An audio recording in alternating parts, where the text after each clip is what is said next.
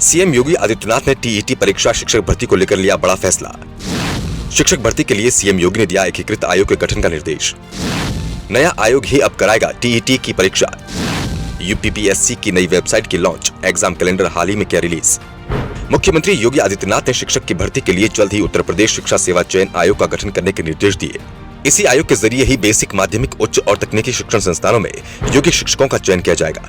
यही नहीं, अब प्राथमिक तथा उच्च प्राथमिक स्तर की शिक्षक पात्रता परीक्षा का आयोजन भी नई शिक्षा सेवा चयन आयोग के माध्यम से किया जाएगा। लोक भवन में हुई उच्च स्तरीय बैठक में कहा कि वर्तमान में बेसिक, माध्यमिक, उच्च और तकनीकी शिक्षण संस्थानों में शिक्षकों के चयन के लिए अलग अलग प्राधिकारी, बोर्ड और आयोग चल रहे हैं। ऐसे में भविष्य की जरूरतों को देखते हुए नीतिगत सुधारों के तहत शिक्षा चयन आयोगों को एकीकृत स्वरूप दिया जाना उचित होगा।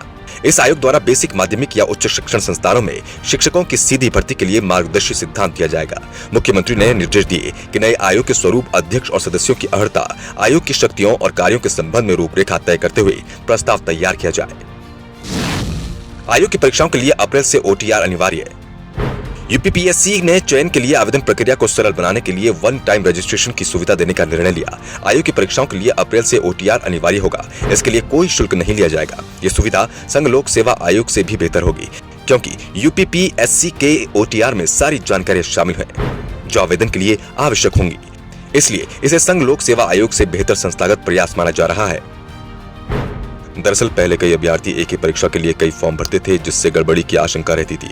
आरक्षण का अनुचित लाभ लेने के लिए कूटरचित तरीके से अलग अलग जाति का उल्लेख करके आवेदन कर देते थे, जो अब मुमकिन नहीं होगा। पहले ऑनलाइन आवेदन के संदर्भ में केंद्रीकृत डाटा बैंक नहीं था, अब ओटीआर से केंद्रीकृत डाटा होगा, जिससे इस प्रकार की प्रवृत्तियों पर प्रभावी अंकुश लग सकेगा। एक से अधिक ओटीआर तो निरस्त होगा आवेदन, ये होंगे फायदे। अभ्यर्थियों को आयोग की परीक्षाओं के लिए शैक्षिक अर्हता एवं मूलभूत सूचनाओं से संबंधित अभिलेख का ब्यौरा बार बार नहीं भरना होगा। नए आवेदन पत्र भरने में समय की बचत के साथ अभ्यर्थियों के धन की भी बचत होगी। मूलभूत सूचनाओं को संशोधन करने का पर्याप्त अवसर मिलेगा। अगर समीक्षा के दौरान कोई गलती होती है तो उसको वह स्वयं ठीक कर सकते हैं। जल्दबाजी में गलत सूचना भरने से या अंतिम समय में तकनीकी परेशानियों से निजात मिलेगी। संस्कृत विद्यालयों के विद्यार्थियों को मिलेगी छात्रवृत्ति। मुख्यमंत्री योगी आदित्यनाथ ने कहा है कि संस्कृत विद्यालयों का उन्नयन राज्य सरकार की प्राथमिकता में है।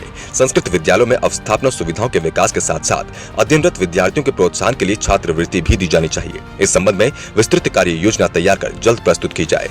प्रदेश में 60, 70, 80 वर्ष और उससे अधिक पुराने कई सहायता प्राप्त माध्यमिक विद्यालय हैं। शिक्षकों, विद्यार्थियों और अभिभावकों के हित को देखते हुए, प्रभुतंत्र की अपेक्षाओं और आवश्यकताओं को ध्यान में रखते हुए इन विद्यालयों के लिए एक बेहतर कार्य योजना तैयार कर प्रस्तुत की जाए। सीएम योगी के इस फैसले पर आप अपनी राय कमेंट में बता सकते हैं। वीडियो को शेयर करिए और देखते रहिए the Indian news. Big boss चाहते हैं कि आप द इंडियन न्यूज से जुड़े रहें। ऐसी ही खबरों के लिए सब्सक्राइब वाला बटन दबाएं। हमारे फेसबुक पेज को भी फॉलो करें।